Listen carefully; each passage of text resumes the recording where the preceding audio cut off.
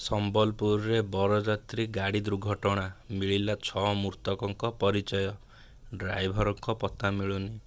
ସମ୍ବଲପୁର ଶାସନ ଥାନା ଅନ୍ତର୍ଗତ ବିଳାସଖିଣ୍ଡା ସ୍ଥିତ ଶାସନ କେନାଲରୁ ଏକ ବୋଲେରୋ ଗାଡ଼ି ଖସି 6 ଜଣଙ୍କର ମୃତ୍ୟୁ ଘଟିଥିବା ବେଳେ 3 ଜଣ ଆହତ ହୋଇଥିବା ଖବର ଚାଞ୍ଚଲ୍ୟ ଖେଳାଯାଇଛି। 6 ମୃତକଙ୍କ ପରିଚୟ ମିଳିଛି। ଏହି ମୃତକମାନେ ହେଲେ ବଡ଼ଧରା ଗ୍ରାମ ସୁବଳ ଭୋଇ, ସୁମନ୍ତ ଭୋଇ, ସୁରଜ ସେଠୀ, ଦିବ୍ୟ ଲୁହା, ଅଜିତ ଖମାରୀ ଓ ରମାକାନ୍ତ ଭୟର।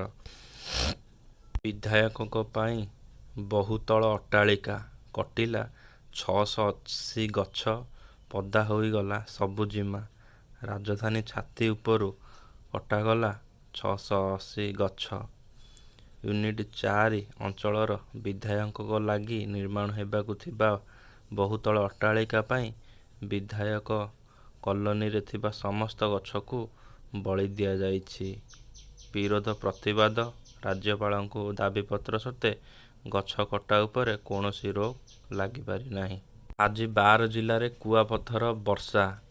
ପଶ୍ଚିମ ଝଡ଼ ପ୍ରଭାବରେ ଆଜି ରାଜ୍ୟର 12 ଜିଲ୍ଲାରେ ବିଶେଷ କରି ଉପକୂଳ ଓଡ଼ିଶାରେ ବିଜୁଳି ଘଡ଼ଘଡ଼ି ସହ କୁଆପଥର ବର୍ଷା ହେବାର ସମ୍ଭାବନା ଥିବାରୁ ପାଣିପାଗ ବିଜ୍ଞାନ କେନ୍ଦ୍ର ପକ୍ଷରୁ ରାଜ୍ୟର ବିଭିନ୍ନ ଜିଲ୍ଲା ପାଇଁ ଅରେଞ୍ଜ ୱାର୍ଣ୍ଣିଂ ଜାରି କରାଯାଇଛି। ଆଜି ବାଲେଶ୍ୱର, ଭଦ୍ରକ, ଯାଜପୁର, କେନ୍ଦ୍ରାପଡ଼ା, କଟକ, ଜଗତସିଂହପୁର, ଝାରସୁଗୁଡ଼ା, ସୁନ୍ଦରଗଡ଼, ମୟୂରଭଞ୍ଜ, କେନ୍ଦୁଝର, ଅନୁଗୁଳ ଓ ଢେଙ୍କାନାଳ ଆଦି ଜିଲ୍ଲାରେ ଝଡ଼ ବର୍ଷା ସହ କୁଆପଥର ବର୍ଷା ହୋଇପାରେ।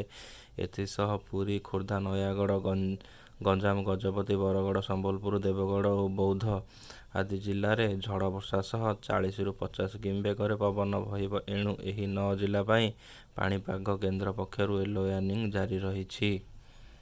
ମହାକାଶରୁ ଭାରତର ବିରଳ ଚିତ୍ର ଛାଡ଼ିଲା ଇସ୍ରୋ। ଭୂକ୍ଷେପଣ ଉପଗ୍ରହ ବା ଇସେନସାଟ୍-3 ଓସେନ୍ କଲର ମନିଟର ବ୍ୟବହାର କରି ପୃଥିବୀର ବିରଳ ଚିତ୍ର ଉତ୍ତୋଳନ କରିଛି। ବଢ଼ିଆ ଚିତ୍ର, ଧନ୍ୟବାଦ। କେନାଲକୁ ଖସିଲା ବରଯାତ୍ରୀ ଗାଡ଼ି, 6 ମୃତ।